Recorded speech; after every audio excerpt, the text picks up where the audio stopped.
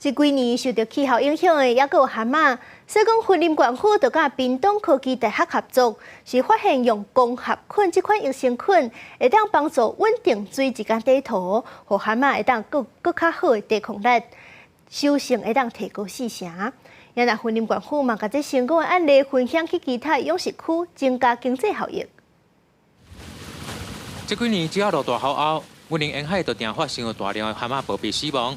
为着要减少安尼养殖损失，温县府也请评估台受益下底考核进行养殖专案辅导。经过3年的试验，有养殖户讲成效袂歹。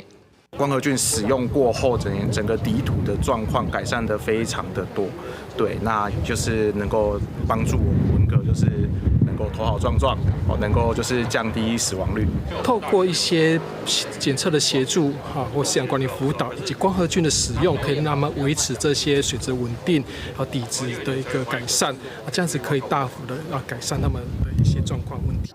当地养殖户表示，过去养殖户若是饲料还是肥水倒入过多，就容易造成地土老化。只要气候不稳定，若是落大雨，蛤蟆暴毙的几率就提悬。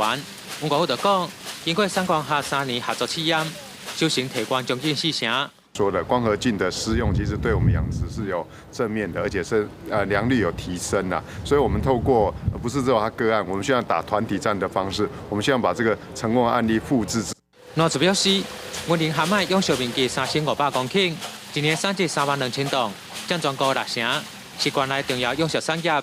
现在要将考核养殖成功的经验，复制到大西北寮顶养殖区，希望来解决蛤蟆养殖困境，增加经济效益。公司新闻王伟雄为您报道。